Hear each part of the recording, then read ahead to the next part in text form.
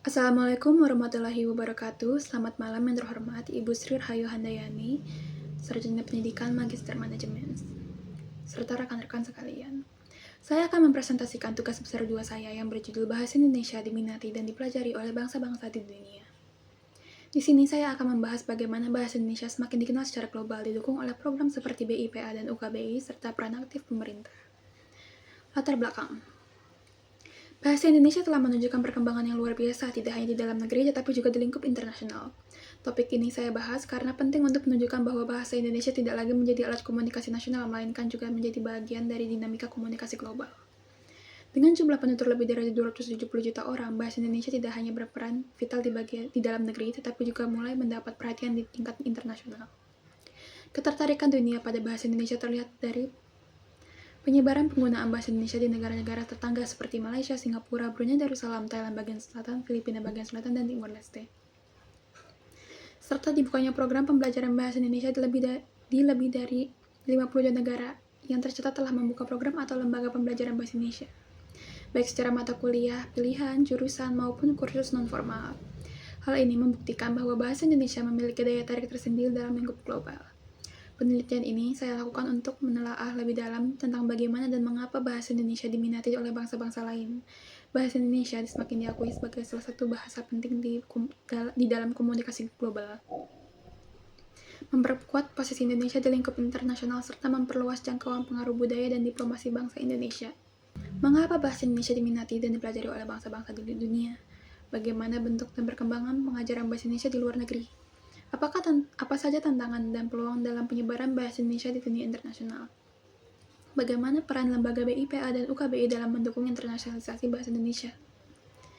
Makalah ini bertujuan untuk menelaah perkembangan pengajaran bahasa Indonesia di luar negeri, serta menganalisis peran lembaga-lembaga terkait dalam mendukung penyebaran bahasa Indonesia secara global, serta peran aktif pemerintah dalam mempromosikan bahasa Indonesia ke mancanegara. Manfaat.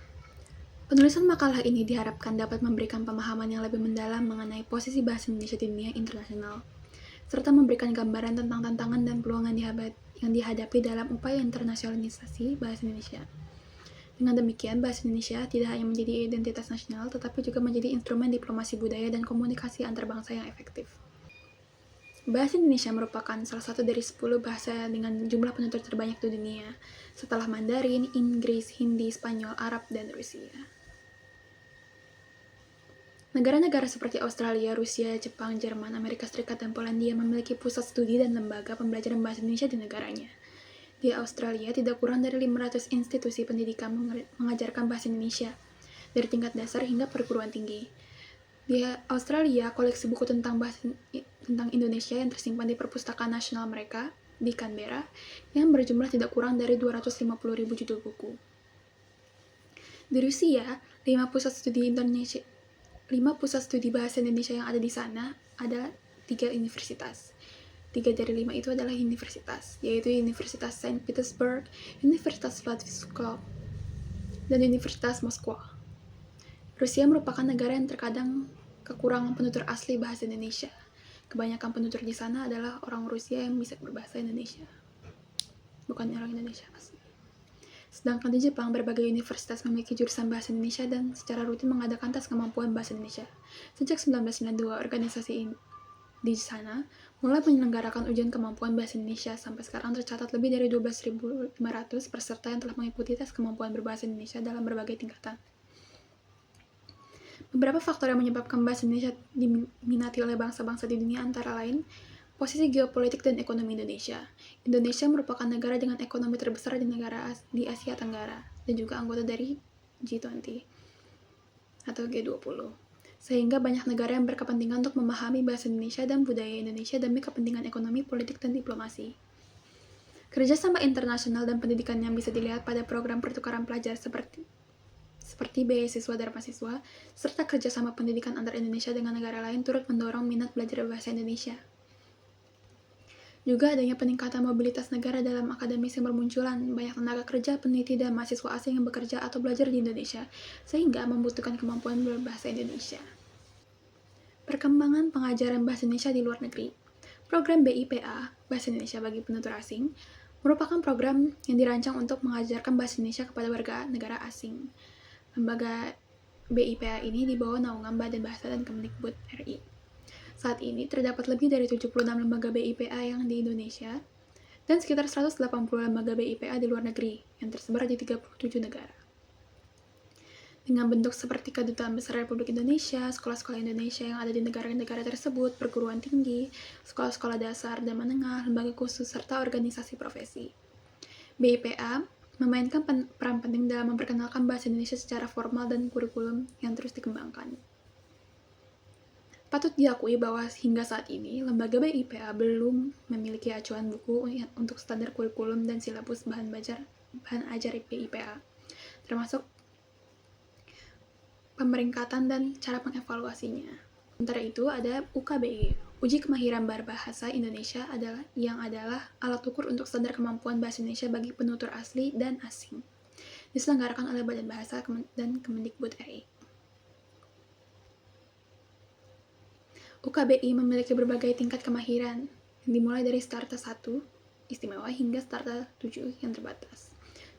Struktur UKBI mirip dengan alat ukur standar bahasa seperti TOEFL, yang ada tes mendengarkan, merespon kaidah bahasa, membaca, menulis, dan secara opsional ada juga berbicara.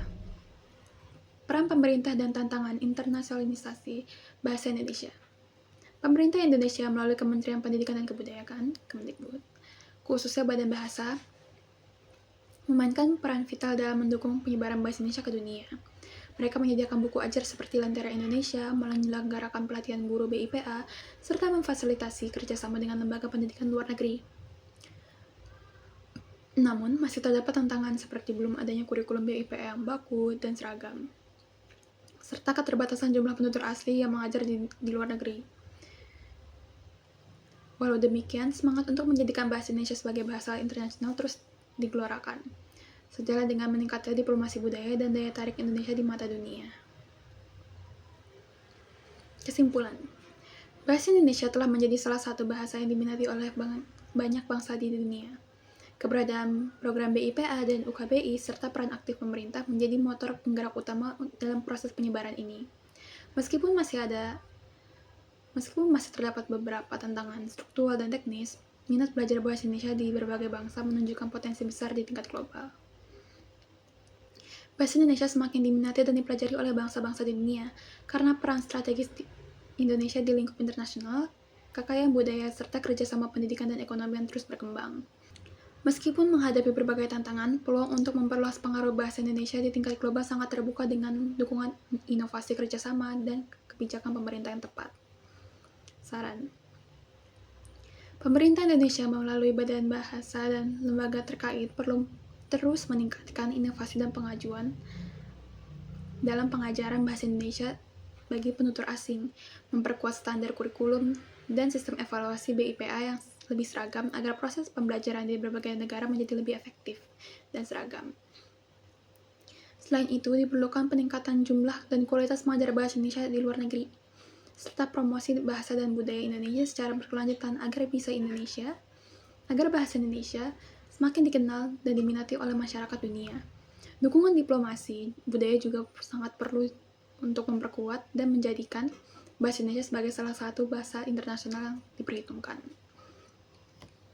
Sekian presentasi dari saya, mohon maaf bila ada salahnya. Wassalamualaikum warahmatullahi wabarakatuh. Terima kasih.